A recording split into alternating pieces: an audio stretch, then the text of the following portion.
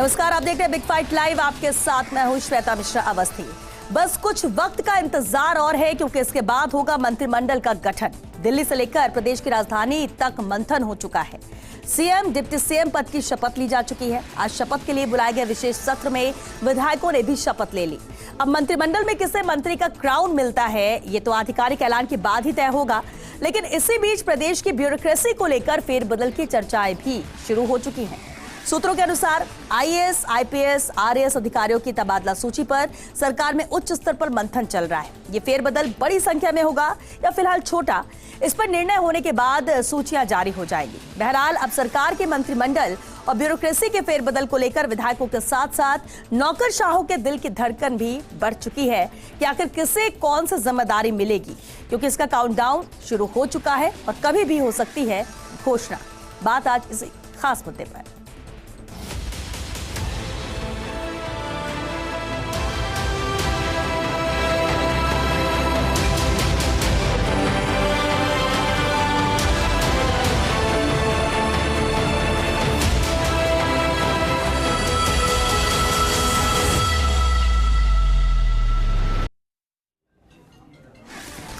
और चलिए इस खास मुद्दे पर चर्चा के लिए हमारे साथ खास मेहमान जुड़ चुके हैं। हमारे साथ हैं बीजेपी प्रवक्ता सुमन शर्मा जी, पीसीसी महासचिव स्वर्णिम चतुर्वेदी जी, राजनीतिक विश्लेषक एकलव्य सिंह जी भी चर्चा में शामिल हो चुके हैं। बहुत स्वागत है आप सभी का बिग फाइट लाइव में। शुरुआत आपसे ही करते हैं एकलव्य जी, क्योंकि काउंटडाउन शुरू हो चुका है। काउंटडाउन इस बात को लेकर क्योंकि सबकी नजरें यही है कि मंत्रिमंडल विस्तार होता है। 15 से 18 नामों की चर्चाएं यहाँ जोरों पर हैं। कई नाम है जो चर्चा में है कि इन्हें जिम्मेदारी दी जा सकती है। लेकिन मुख्यमंत्री के चयन से लेकर उप मुख्यमंत्री के चयन से लेकर जो भी फैसले हुए वो बहुत अप्रत्याशित थे। कयास कुछ लगाए जा रहे थे, फैसले कुछ और सामने आए। ऐसे में मंत्रिमंडल विस्तार से जो उम्मीदें लगाई जा रही हैं वो किस हद तक लगता है कि ऐसी ही तस्वीर होगी या फिर इससे इतर? देखिए श्वेता जी, मेरे विचार में इस चुनाव की जो एक खास बात रही है वो ये रही है कि अनुभवी लोगों के लिए भी कयास लगाना बहुत ही कठिन रहा है।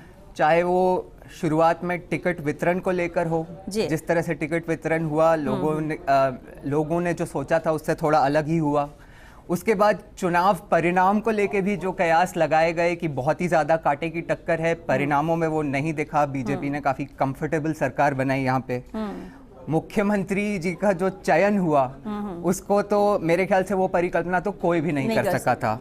और उसी हिसाब से मुझे आज लगता है कि जो मंत्रीगण हमें देखने को अब मिलेंगे वो भी अनुमानों और कयासों से काफ़ी हटके होगा। जितना मैं समझता हूँ, मुझे लगता है कि इसमें एक युवा अनुभव, नए चेहरे और जो लोग डिलीवरी कर सकते हैं उनका एक मिश्रण होगा। मुझे लगता है कि बीजेपी के बेसिकली 2 ब्रॉड ऑब्जेक्टिव्स रहेंगे यहाँ पे, जिसमें कि एक तो होगा जो आगामी लोकसभा चुनाव हैं। ये मेरे ख्याल से काफ़ी आवश्यक है कि जो नेशनल लेवल स्कीम्स हैं उनकी 6 महीने में जल्दी से जल्दी जो भी ग्रास रूट पे डिलीवरी हो सके वो चाहेंगे वो। और दूसरा जो मुझे लगता है एक उनका जो ब्रॉड लॉन्ग टर्म ऑब्जेक्टिव रहेगा वो ये रहेगा कि 2028 में फाइनली वो राजस्थान के रिवाज को बदल सकें। और उसके अलावा देखिए, मेरे ख्याल से मोदी जी और बीजेपी ने मंशा भी अपनी काफ़ी साफ कर दी है कि वो कुछ नया करना चाहते हैं। वो मुख्यमंत्री जी के चयन में भी दिखाई दिया। मुझे लगता है कि आने वाले समय में हम उस परंपरा में भी बदलाव देखेंगे। राज्य में जो एक जनरली रहा है कि जिसको मंत्री बना दिया तो वो 4-5 साल वही उस डिपार्टमेंट को संभालते हैं। मुझे लगता है कि सेंटर में जिस तरह से हमने देखा है कि कई बार अगर किसी मंत्री के परफॉर्मेंस से सेटिस्फाइड नहीं होता तो बीच में चेंज भी किया जाता है, लोगों को ड्रॉप भी किया जाता है। तो कुछ इस तरह की अलग तस्वीर मुझे लगता है इस बार देखने को मिलेगी। बिल्कुल। स्वर्णिम चतुर्वेदी, इस काउंटडाउन को लेकर क्या नजरिया कांग्रेस का है? देखिए, आश्चर्य की बात यह है कि चुनाव राजस्थान में जीते हैं लेकिन पर्चियां दिल्ली से आ रही हैं। चाहे मुख्यमंत्री की, और आप देख रहे हैं तो मुख्यमंत्री खुद भी दिल्ली जाकर के मंत्रिमंडल में कौन शामिल हो, किसको मंत्री बना सकता है, अपनी टीम कैसे बनाए, वो परामर्श लेने वहाँ गए हैं। तो बड़ा आश्चर्यजनक है, क्योंकि नया तो नहीं है, कांग्रेस में भी तो ऐसा ही होता है। देखिए, कांग्रेस में जो होता है वो यहाँ पे सबसे पहले जो स्थानीय जो हमारे नेता विधायकगण होते हैं वो चुन करके वहाँ पे परामर्श देते हैं, वहाँ लेने नहीं जाते, वहाँ पे पर्ची लेने नहीं जाते। सबसे बड़ी बात ये होती है। और दूसरी चीज़ यह है कि राजस्थान की जनता को आज एक आस है, क्योंकि लगातार हम देख रहे हैं राजधानी समेत पूरे राजस्थान में क्राइम बढ़ता जा रहा है, बेलगाम होता जा रहा है, छोटी छोटी स्थानों से बड़ी बड़ी घटनाओं की खबरें आ रही हैं। दूसरी चीज, जो हमारी योजनाएं थी, जैसे मुफ्त इलाज की चिरंजीवी योजना थी, आज उस पे एक तरह से लगाम सी लग गई है। 450 रुपये में सिलेंडर देने की तो घोषणा जो प्रधानमंत्री जी ने वादा किया था, उसको तो आज बता दिया गया है केंद्र सरकार द्वारा कि उनकी कोई ऐसी अभी योजना नहीं है। तो अब शीघ्र अतिशीघ्र यहाँ पे गवर्नेंस चालू हो, क्योंकि गवर्नेंस चाहिए राजस्थान को। राजस्थान जिस विकास के पथ पर आगे बढ़ा था, चाहे जीडीपी ग्रोथ रेट से लेकर के जो हमने राहत दी लोगों को, चाहे शिक्षा का क्षेत्र हो, चिकित्सा का क्षेत्र हो, इंफ्रास्ट्रक्चर हो, उसमें वो रुकना नहीं चाहिए। और आश्चर्य की बात यह है, देखिए कि आज तक अब ये हमें पता नहीं है कि मंत्री कौन हो सकता है, कोई नीतिगत निर्णय नहीं लिए गए। और दूसरी चीज यह है कि देखिए बीजेपी ने एक परिपाटी बना ली है कि आप किसी को भी मुख्यमंत्री, मंत्री और ये बना देते हैं। हमने गुजरात में देखा, हमने उत्तराखंड में देखा, बदल दो, तुरंत बदल देते हैं, कभी भी बदल देते हैं। चुनाव आने से पहले तो उत्तराखंड में 3-3 मुख्यमंत्री बदल दिया आपने, गुजरात में आपने पूरा मंत्रिमंडल बदल दिया। तो ये सब चीजें देखकर ऐसा लगता है कि अब सरकार जो है वो केंद्र या पर्दे के पीछे बैठे हुए लोग वो राजस्थान में चलाएंगे। लेकिन क्या वो राजस्थान की आकांक्षाओं, अपेक्षाओं पे खरे उतर पाएंगे? राजस्थान को क्या चाहिए, क्या वो ये जान पाएंगे जो पर्दे के पीछे बैठे हैं? लेकिन होना यह चाहिए कि जो सामने कुर्सी पर बैठा है उसको मौका देना चाहिए। और अब तक तो नीतिगत निर्णय हो जाने चाहिए थे राजस्थान को लेकर के कि पुरानी योजनाएं जो चल रही हैं, जिनसे लोगों को राहत मिल रही है, चाहे बिजली, मुफ्त बिजली की बात हो, मुफ्त चिकित्सा की बात हो, लंपी के जो इंश्योरेंस की बात हो, या ओपीएस की बात हो, अभी तक कोई नीतिगत निर्णय नहीं हुआ और क्राइम बेलगाम राजस्थान में हो चुका है। का इंतजार है, जो कहा गया उस पर क्या फैसला लिया जाता है, किस तरह से इंप्लीमेंट किया जाता है। गवर्नेंस की आप बात कर रहे हैं और प्रदेश की तो चाहेगी कि गवर्नेंस भी, गुड गवर्नेंस यहां पर मिले। योगेश शर्मा जी भी हमारे साथ चर्चा में शामिल हो गए हैं, पॉलिटिकल एडिटर है। बहुत स्वागत है योगेश जी। योगेश जी, संभावित नामों को लेकर मैं आपसे सवाल करूं, उस पर हम बात करें, लेकिन उससे पहले एक जो बात अभी स्वर्णिम जी ने की, उसी पर जवाब जरूर चाहूंगी। मुख्यमंत्री बनाना और अगर उसे बार बार बदला जाता है, एक परफॉर्मेंस भी मैटर करता है, इसका असर सकारात्मक होता है या नकारात्मक? देखिए, राजस्थान में मुख्यमंत्री पिछले 3 दशक से तो हम देखें लगातार अशोक गहलोत सरकार पूरा कार्यकाल पूरा किया, वसुंधरा राजे ने 2 बार अपना कार्यकाल पूरा किया उनके मुख्यमंत्रित्व काल में। तो ऐसा नहीं कहा जा सकता और स्थायित्व ज़रूरी है। और ये भजनलाल शर्मा को भी अपने स्थायित्व के लिए कुछ ऐसे फैसले लेने होंगे जिससे मुख्यमंत्री का आभा मंडल और विराट नजर आए। यानी जैसे गुजरात, उत्तराखंड के उदाहरण दिए जाते हैं, वो स्थिति, वैसी तस्वीर ना बने। हाँ। लेकिन क्योंकि अभी इंतजार मंत्रिमंडल को लेकर है, काउंटडाउन शुरू हो चुका है, मुलाकात करने दिल्ली दौरे पर भी मुख्यमंत्री और डिप्टी सीएम तीनों ही पहुंचे हुए हैं और कल वापसी भी हो जाएगी। ऐसे में जो संभावित नाम है, जो कहा जा रहा है कि अनुभव को तरजीह दी जा सकती है, युवा को, महिला को, और ऐसे में एक उम्मीद और ज्यादा बढ़ गई है उन विधायकों की भी, 46 विधायक जो बीजेपी से हैं, जो पहली बार जीत कर आए हैं, कि हो सकता है हमें भी जगह मिल जाए। ये बात सही है श्वेता की मुख्यमंत्री खुद पहली बार विधायक बने हैं, पहली बार मुख्यमंत्री बने हैं, पहली बार वो किन्हीं विभागों को संभालने का काम करेंगे, पूरी सरकार को संभालने का काम करेंगे। दोनों जो डिप्टी सीएम हैं वो भी पहली बार मंत्रालय देखेंगे, उनको भी मंत्रालय मिलेंगे। तो ऐसे में अनुभव की दरकार तो बहुत ज़रूरी हो गई है और अनुभव होना ज़रूरी है। वासुदेव देवनानी एक अच्छा निर्णय है, उनको स्पीकर वो बनेंगे, कल उनका नाम तय हो जाएगा जी। तो ऐसे में वो एक स्पीकर के नाते एक अनुभव को वरीयता मिली है। लेकिन मंत्री परिषद में भी वैसा ही दिखना होगा क्योंकि अनुभवी चेहरे ही जो मंत्रालय को चलाने का जिनको अनुभव रहा है, उनका एक अपने आप में एक नज़रिया होता है और उस नज़रिए के अनुसार काम कर सकते हैं। डॉक्टर किरोड़लाल मीणा पहले मंत्री रह चुके हैं, उनका अनुभव है। श्रीचंद कृपलानी पहले मंत्री रह चुके हैं, उनको अनुभव है। प्रताप सिंह सिंघवी मंत्री रह चुके, उनको अनुभव है। जोगेश्वर गर्ग पहले मंत्री रह चुके। तो ऐसे कई चेहरे हैं, ऐसा नहीं है, कई बड़े चेहरे हैं जिनको अनुभव है, पुराना अनुभव है। और इसके साथ ही वो नए चेहरे जो अपने संगठन कौशल के अनुसार भी जिन्होंने अपने आप को कई मोर्चों पर बीजेपी के अंदर, बीजेपी के नेतृत्व ने उनको परखा है। भले ही वो पहली बार विधायक बने हैं, लेकिन उनका अनुभव या उनकी योग्यता ये कही जा सकती है कि पहले भी वो चाहे विधायक रहे हों, चाहे पहली बार बने हो, लेकिन उनको मौका दिया जा सकता है। तो अभी तक जयपुर संभाग हमें नजर आया है मुख्यमंत्री और 2 उप मुख्यमंत्रियों के जो घोषणा के बाद जयपुर संभाग को हमें लगता है कि वरीयता मिली है। अब बाकी जो संभाग है वहाँ से 2 या 3 मंत्री सामने आ सकते हैं। तो कुल मिलाकर तकरीबन 15 से 17 चेहरे मोटे तौर पर चर्चा ऐसी की जा रही है। तो और उदयपुर संभाग से 3 आ सकते हैं, क्योंकि वहाँ पर बांसवाड़ा डूंगरपुर बड़ा संभाग है। ऐसे ही कोटा संभाग से 2 आने की संभावना है, चाहे आपके जोधपुर संभाग हो गया, आपके भरतपुर संभाग हो गया। तो ऐसे में हर संभाग को लेना होगा और उस संभाग के अनुसार ही ये कहा जा सकता है। और कई जगहों से बहुत अच्छे चेहरे भारतीय जनता पार्टी के चुनाव जीत कर आए हैं, जिनकी योग्यता पुराने मंत्रालयों में रही है, पुरानी वसुंधरा राजे सरकार के दौरान जिन्होंने खुद को साबित किया है। तो ऐसे मुझे लगता है कि अनुभव और युवा नेतृत्व या नए चेहरे या फ्रेशर्स दोनों का समावेश होगा, आप कह सकते हैं। लेकिन जो कुछ होगा वो दिल्ली के निर्णय के बाद होगा।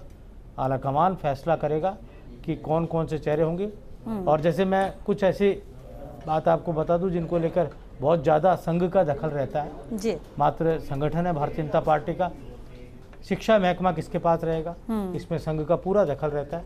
अब तक जो भी शिक्षा मंत्री, चाहे देश की मोदी सरकार में बने हो, चाहे राजस्थान की सरकार बीजेपी के दौरान बने हो, वो महकमा संघनिष्ठ कार्यकर्ता या संघनिष्ठ चेहरे के पास ही वो महकमा रहता है।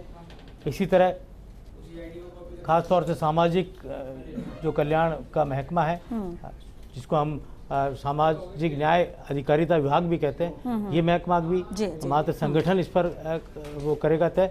और गृह मंत्रालय, वित्त मंत्रालय, कार्मिक हस्तक्षेप बराबर रहेगा और ऐसे में इसे बैलेंस करने भी कहीं ना कहीं कोशिश रहेगी भी जी। क्योंकि हमेशा मोटे तौर पर वित्त मंत्रालय लंबे समय से, अशोक गहलोत जब पहली बार मुख्यमंत्री बने थे तब जरूर चंदनलाल बैद वित्त मंत्री रहे, लेकिन उसके बाद से अशोक गहलोत या मुख्यमंत्री ही वित्त मंत्रालय संभालते आए हैं, बजट पेश करते हुए आए हैं। इस बार ये भी दिलचस्प होगा कि क्या वाकई में मुख्यमंत्री संभालेंगे या फिर किसी और को जिम्मेदारी दी जाती है। सुमन शर्मा जी भी हमारे साथ जुड़ चुके हैं, बीजेपी प्रवक्ता हैं।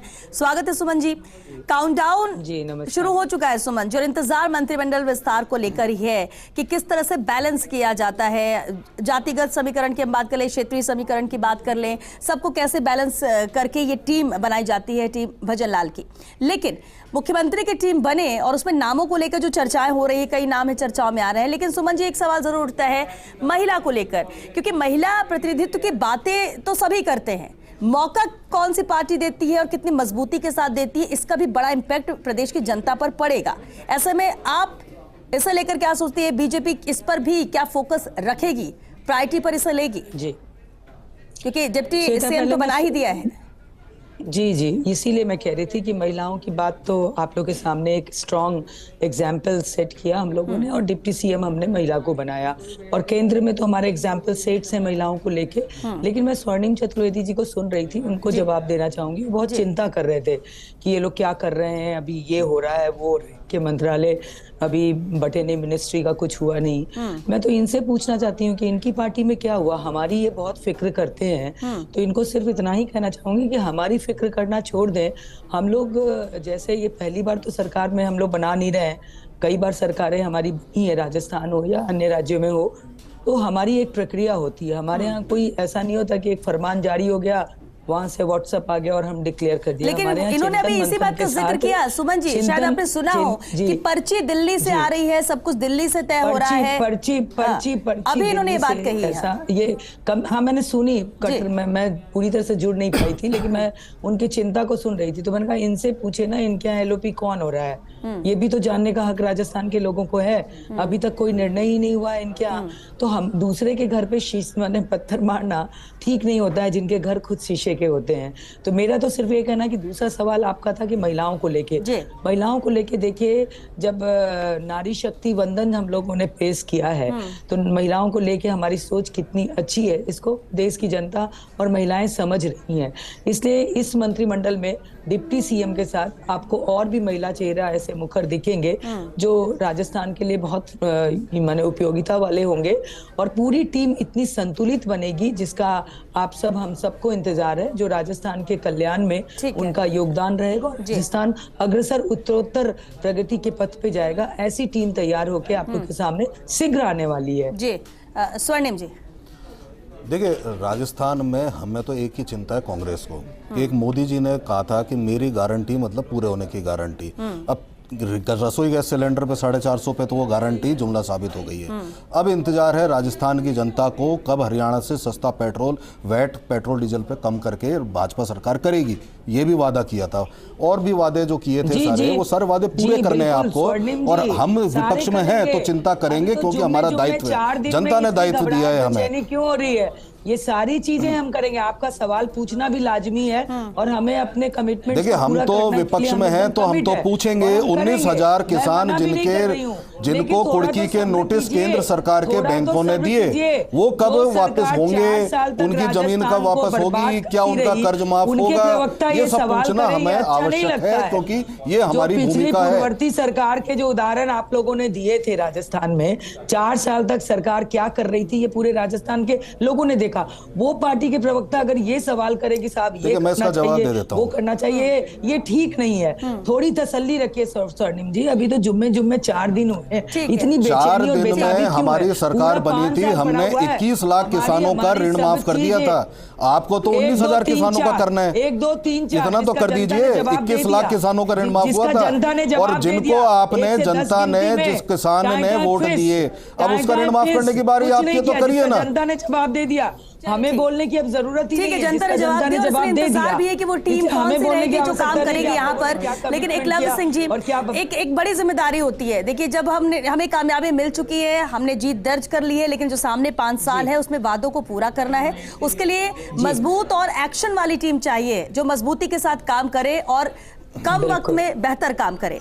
अब इस टीम के साथ साथ एकलव्य जी एक फोकस इस बात पे भी रखना पड़ेगा कि जातिगत, क्षेत्रवार कैसे बैलेंस किया जाता है। सोशल इंजीनियरिंग की बात तो की जाती है लेकिन सब कुछ बैलेंस, क्योंकि अभी एक सवाल ये उठ रहा था कि जो चुना गया वो सब जयपुर से चुन लिया गया, तो ऐसे में पूरे राजस्थान को ध्यान रखते हुए कैसे इसे बैलेंस किया जाए। देखिए ये तो होगा ही श्वेता जी, लेकिन इससे पहले एक छोटी सी बात मैं और कहना चाहूंगा जो अभी तक हमने डिस्कस नहीं करी।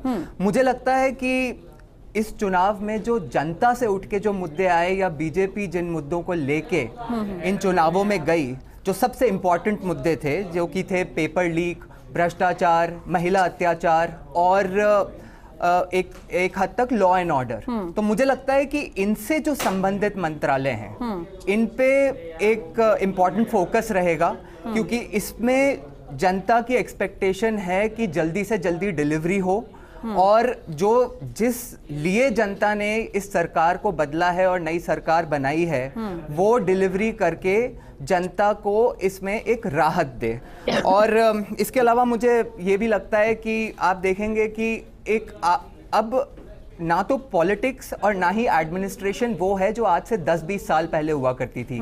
अब अर्बन लोगों की एक अलग एक्सपेक्टेशंस होती हैं, रूरल लोगों की अलग एक्सपेक्टेशंस होती हैं, और इसके लिए एक टीम चाहिए होगी जिसमें कि अर्बन सेक्टर से जुड़े हुए वो लोग हों जिनको कि इंफ्रास्ट्रक्चर डेवलपमेंट, एजुकेशन, आपको इंटरनेशनल एक्सपोजर, इन सब चीज़ों का जिनके पास मिश्रण हो। उसी तरह से एक टीम उस तरह की भी चाहिए आपको। उस टीम में वैसे भी अनुभवी नेता और मंत्री आपको चाहिए जिनका कि ग्रास रूट कनेक्ट हो।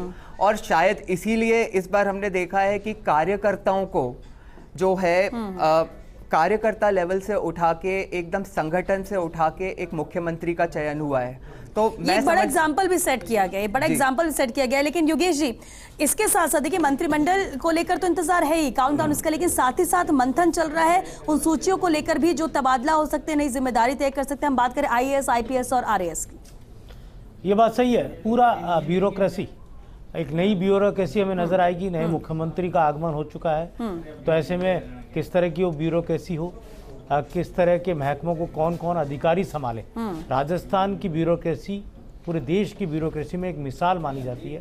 यहाँ के ब्यूरोक्रेट्स आपने देखा होगा, राजस्थान में तो अपनी सेवाएं देते हैं, लेकिन दिल्ली सरकार में भी बहुत डिमांड्स रहती हैं। आज भी प्रतिनियुक्ति पर कई राजस्थान के बड़े नामचीन चेहरे वो दिल्ली के अंदर बहुत महत्वपूर्ण भूमिका में है। राजीव महर्षि जी, सुनील अरोड़ा जी, ये तमाम वो चेहरे हैं जिन्होंने दिल्ली के अंदर केंद्र की सरकारों के दौरान अपनी महत्वपूर्ण भूमिका निभाई है। तो ऐसे में अब राजस्थान की बीजेपी सरकार में और मंथन हो चुका है। मुझे लगता है कि इस बारे में काफ़ी कुछ चीज़ें मुख्यमंत्री ने तय कर ली हैं कि कौन उनका प्रमुख शासन सचिव होगा। क्योंकि योगेश जी, बड़ी भूमिका तो ब्यूरोक्रेसी की ही होगी, क्योंकि निर्णय तो जरूर लिए जाएंगे इसमें, लेकिन इम्प्लीमेंट कराना उस पर फोकस करना, ये तो जिम्मेदारी इन्हीं के कांधों पर होगी। ये बात और सही है, इसलिए भी ये बात जरूरी है सही कि इस पर मंथन हो। बिल्कुल श्वेता, वसुंधरा राजे मुख्यमंत्री थी तो उनकी ब्यूरोक्रेसी पर जबरदस्त पकड़ रही थी, और एक तरह से कहा जा सकता है कि उनके आदेशों को लेकर ब्यूरोक्रेट्स बहुत घबराते भी थे। उनके दिशा निर्देशों की पालना को लेकर भी वो सजग और वो रहते थे। और वहीं अशोक गहलोत का स्टाइल बहुत अलग था ब्यूरोक्रेट्स को लेकर। तो ऐसे में, और वो अनुभवी मुख्यमंत्री रहे क्योंकि उनके पास ज्ञान भी था। वसुंधरा राजे मुख्यमंत्री बनने से पहले केंद्र सरकार में मंत्री रह चुकी थी, तो उन्हें प्रशासनिक ढांचे का पूरा अंदाजा था, किस तरह से ब्यूरोक्रेट्स काम करते हैं, इसकी जानकारी थी। अशोक गहलोत भी पहले अनुभवी थे, वो भी केंद्रीय मंत्री रह चुके, उनको भी अंदाजा था। भजन लाल शर्मा पहली बार मुख्यमंत्री है, पहली बार मंत्री के तौर पर भी विभागों को वो देखेंगे, और साथ में ही क्योंकि इससे पहले का अनुभव नहीं है, तो ऐसे में ब्यूरोक्रेट्स के ऊपर उनकी पकड़ मजबूत रहे, इसके लिए ज़रूरी होगा कि वो अपनी एक मजबूत टीम गठित करें जो सीएमओ को लेकर बहुत ही ज़्यादा परिपक्व रहे, सीएमओ को चलाने को लेकर परिपक्व रहे, क्योंकि सरकार के दौरान ये हमें देखने को मिलेगा कि दिल्ली का भी दखल दिखेगा। तो ऐसे में जब दिल्ली का भी दखल रहेगा तो केंद्र और बीजेपी के बीच, आप कह रहे हैं डबल इंजन की सरकार है, तो डबल इंजन की सरकार से ज़्यादा अपेक्षाएं जनता की होती है। तो ऐसे में उन अपेक्षाओं पर खरा उतरना मुख्यमंत्री, और ये इसलिए भी जरूरी है कि जब डबल इंजन की सरकार हो तो रफ्तार भी पकड़े, काम विकास जिनकी बातें की जा रही है। सुमन जी, और वो वही एक मुद्दा कि जो वादे किए गए हैं, जो बड़े बड़े वादे किए गए, वो आखिर कब पूरे होंगे, कब उसको लेकर अनाउंसमेंट होगा। अब ये चिंता आप कांग्रेस को लेकर बोल रही थी, कांग्रेस क्योंकि विपक्ष में है तो वो तो दिन भी गिनेगी कि कितने दिन बाद कौन से फैसले लिए गए या नहीं लिए गए। लेकिन इस पर कितने गंभीर सरकार रहेगी, क्योंकि क्या यही मानने की प्राथमिकता में वो वादे ही रहेंगे और उन्हें पूरा करना है, क्योंकि जनता ने इसलिए तो चुना है बीजेपी को। जी देखिए श्वेता, हमारे मुख्यमंत्री जी शपथ लेने के साथ ही 2 महत्वपूर्ण निर्णय किए जो आप लोग के सामने हैं। लॉ एंड ऑर्डर को लेके, गैंग वॉर को लेके राजस्थान बहुत त्रस्त रहा था, उसको लेके उन्होंने दिनेश एमएन जी के नेतृत्व में एक टीम गठित की, और एक पेपर लीक जो अभी एकलव्य कहते थे कि सबसे महत्वपूर्ण था, जिसमें डिलीवरी चाहिए, उसके लिए मिस्टर वीके सिंह जी को। तो काम तो पहले दिन से ही चालू हो गया। हमने 100 डेज प्लान किया है और वो सारी चीजें नजर आएगी आप लोगों को, क्योंकि हमने जनता के बीच में जाके, जनता ने ही हमें जो कहे कि ये विषय है, उसी को लेके हमने अपने जन घोषणा पत्र तैयार किए, और उन घोषणाओं को पूरा करना हमारा संकल्प भी है, जिसको हम जन संकल्प घोषणा पत्र कह रहे हैं। और विद इन, आप देखिएगा, 100 डेज प्रोग्राम बना के हम लोग वो सारे कमिटमेंट पूरे करेंगे।